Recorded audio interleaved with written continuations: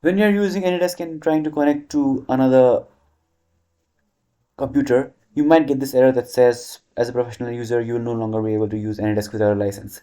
So let's see how we can fix this. First, close your AnyDesk and then open your task manager by pressing Ctrl, Shift, and Escape. And here you need to find AnyDesk and close any instances of AnyDesk that you might have here. So right click on this and click on End Task, and AnyDesk is now closed. There might be more than one instances of AnyDesk, so keep pressing A until there is no more AnyDesk. Yeah, so only thing that starts from A that is running is anti-malware service. So I'll close this now.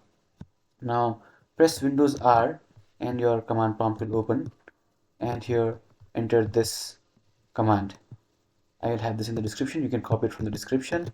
Anyway, if you want to type, it is 2%. Inside that you just write program data and then type /AnyDesk, and this will open your AnyDesk program data directory. Here all of our configurations are inside these two folders, sorry, these two files. So let's create a new folder here. I'll call it backup in case something goes wrong, and then let's move these two inside backup. Click on continue and click on continue again. So as you can see, those two files are gone inside backup. Now I'll close this folder and I'll open AnyDesk again.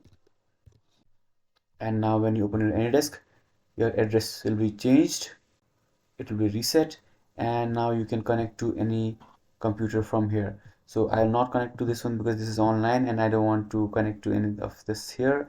So I can just, let's say, connect to this one here. So this time there is no error, as you can see, but since that computer is not online, I'm getting this message here. So this is how you can fix that error. Now if you have any questions, let me know in the comments below.